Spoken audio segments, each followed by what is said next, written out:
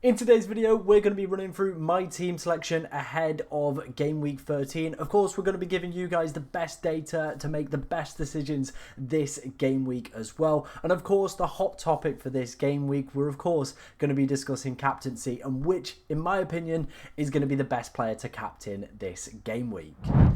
Now, before we dive into today's video, of course, if you do enjoy any of the content that you see on the channel, please be sure to like, comment, and subscribe, as we are now trying to hit 15,000 subscribers by the end of the season, and it would be absolutely amazing if we could hit that goal. Of course, let's start off with how my team got it on in Game Week 12, and you know what? It was a pretty decent week. Another green arrow. It takes us into the top 800,000. And if obviously you remember back to the last video I did with my team, of course, we've had a tremendous rise up the ranks. In Game Week 7, we were at 5.2 million.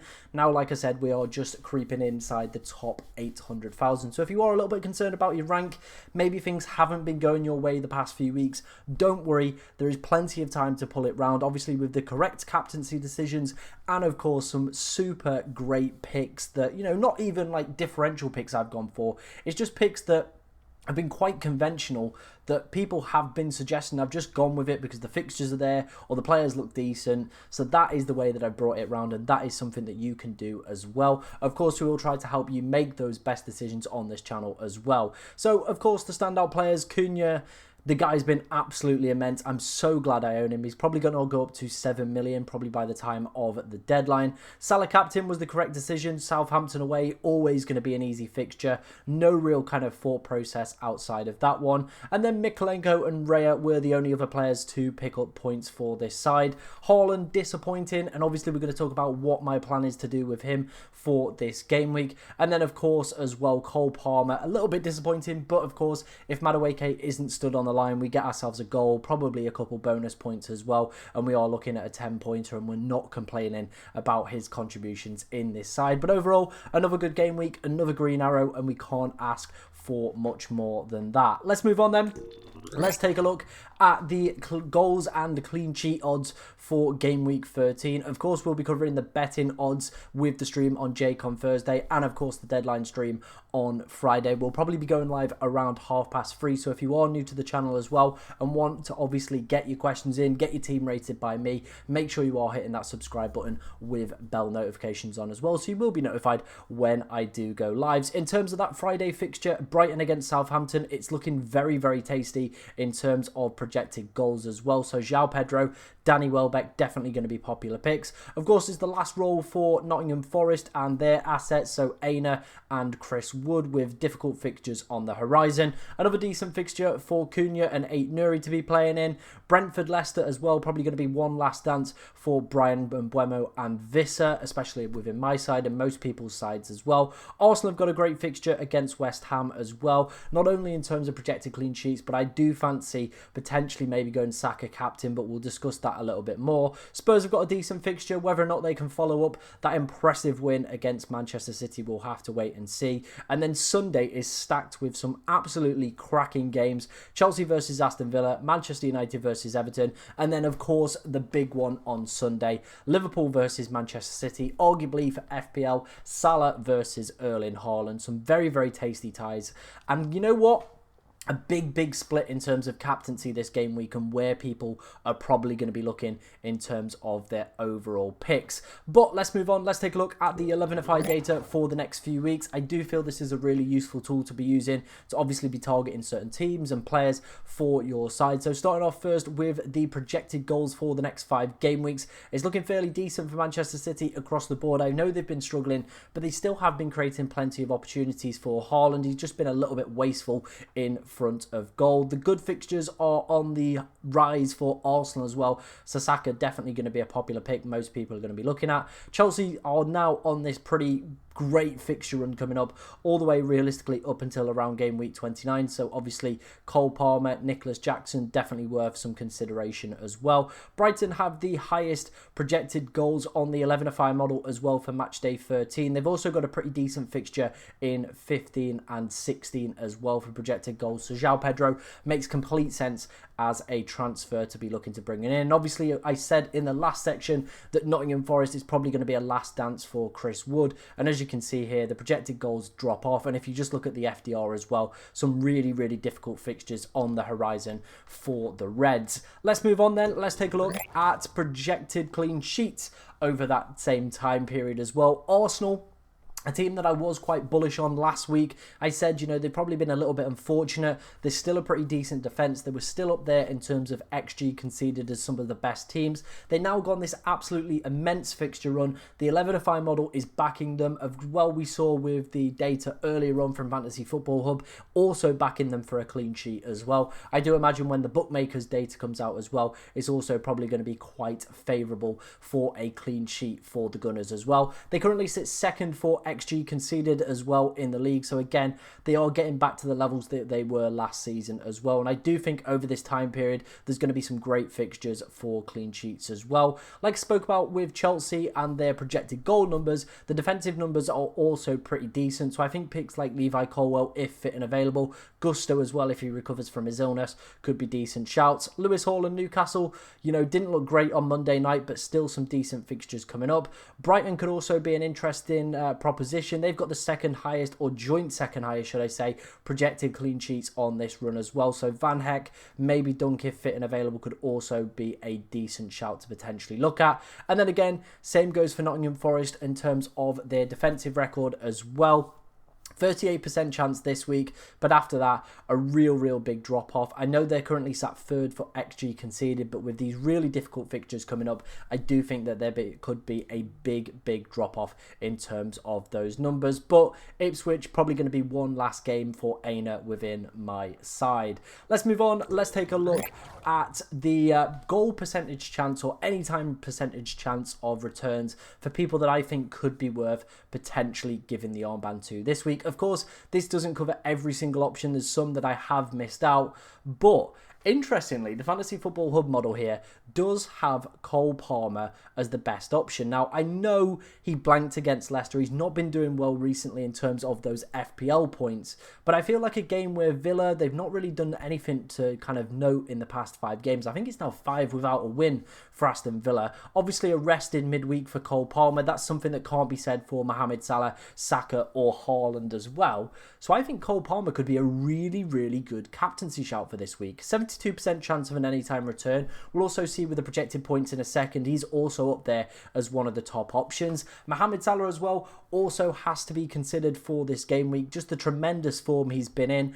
8 of the 12 game weeks so far, he's managed to hit double-digit hauls. The way that Manchester City are defending at the moment, they're leaving a lot of gaps, and I think Slot will be looking at that, and Salah as well, and licking their lips. A home fixture as well for Mohamed Salah. Normally, we wouldn't suggest, obviously, even considering captain him against Manchester City, but with the way that they're defending, the poor form that they're in, and the great form that Mohamed Salah in, could be a decent option. I think Bukayo Saka in the late kickoff on Saturday as well could also be a stellar option. If you've not watched the highlights from the weekend, he was tremendous. Genuinely a wonderful player to watch, and as soon as I saw him light the game up, I was like, yep, I've got to get this man back in my team. Of course, they are playing in midweek. Same goes with Mohamed Salah. I am recording this before the 8 o'clock kickoffs on Tuesday in the Champions League, so do just make sure he makes it through that one. You know what Bukayo Saka is like. Then, of course, we've got Brian and Mbeumo. I'm a big fan of Brian. I do think this will be his last dance. Then we'll probably be looking to move on to Jared Bowen. Interestingly, both of his double-digit hauls have come against newly promoted sides, against Leicester. Against Southampton and Ipswich so far this season. So could be worth maybe a differential captain. Like I said, it's quite spread this week, so he could be a decent option. Visser as well also falls into that camp. But I think with Brian and Mbeumo having penalties and Thiago being back probably means that Visser is going to see more substitution appearances.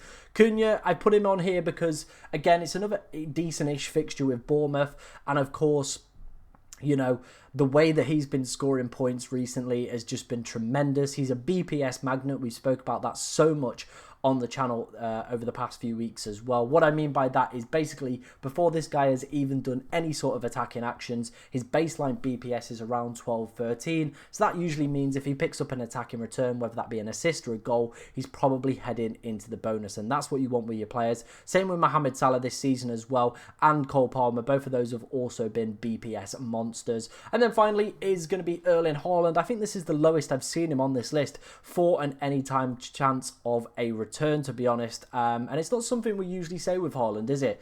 All the way down here. He has still been having the opportunities. I think it's over 8 expected goal involvements in his past 6 games, which is absolutely ridiculous. He had 0.91, I believe, as well against Tottenham at the weekend. He hit the bar.